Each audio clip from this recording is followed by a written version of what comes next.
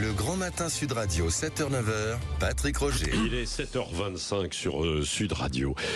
Il paraît donc que le gouvernement cherche à faire des économies. Il n'y a pas que le gouvernement d'ailleurs, c'est un peu partout où on a besoin de faire des économies pour dépenser un petit peu moins. Éric Revel, vous êtes conseiller en chef, c'est ça. Rebonjour à vous. Bonjour Patrick, bonjour à tous. Eh bien, puisqu'on cherche à faire des économies, des recettes, vous voulez nous parler ce matin de 1200 agences de l'État, parfois utiles, parfois en doublon avec d'autres structures administratives, et qui coûtent, comme le disait un certain Emmanuel Macron, un pognon de dingue.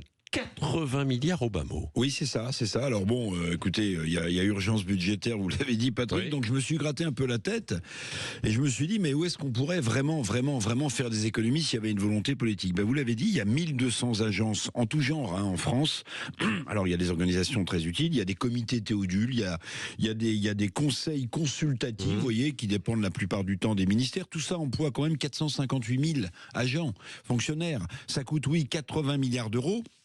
Alors c'est une vieille histoire, histoire. Je regardais Édouard Philippe, vous vous souvenez, il a été Premier ministre. En 2019, il avait missionné son gouvernement dans chaque ministère pour tenter de réduire justement le nombre de ces agences. Bon, le rapport doit servir à caler les commodes dans les appartements. N'empêche que ça coûte 80 milliards d'euros et qu'il y a 1200 agences. Oui, c'est intéressant. De quoi s'agit-il précisément ? À quoi servent ces 1200 agences ? Alors il y a des dénominations absolument hallucinantes. Citez-en quelques-unes que l'on mette bien.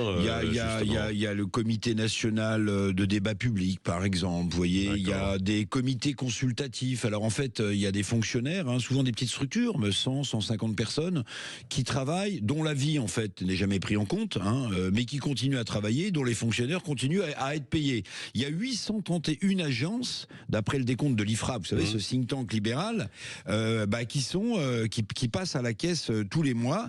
Alors évidemment, c'est d'autant plus scandaleux quand ces périodes de trous abyssaux budgétaires que ces agences, en plus, écoutez bien Patrick, certaines d'entre elles, même un grand nombre, doublonnent. Elles doublonnent avec d'autres agences. Elles doublonnent avec des agences du niveau local, d'autres du niveau national.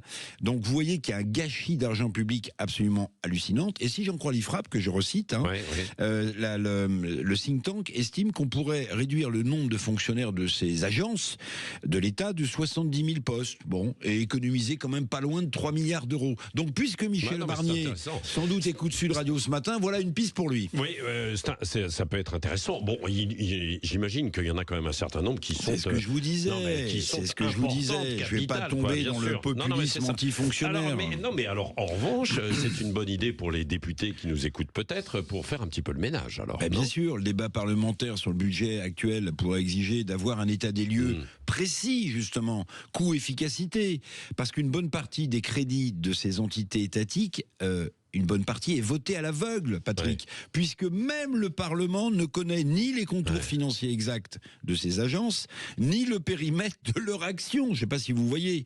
Bon, c'est quand même un comble, parce que c'est l'argent du contribuable. Nos députés devraient exiger de savoir où passe l'argent de tous les Français. Puis je vous rappelle quand même que hier soir, là, dans la nuit, l'argent des plus riches a été ciblé.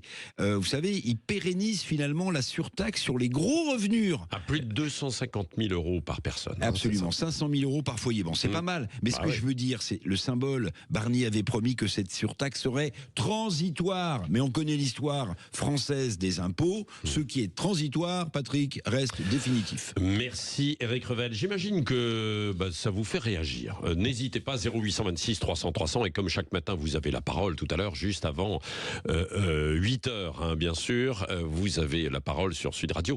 Tiens, on en parlera et je ferai réagir peut-être sur votre sujet aussi. Tout à l'heure, l'un des représentants des PME, puisque les PME sont en colère aussi, les patrons. Et sur l'allègement des subventions des apprentis aussi. Absolument, bien sûr.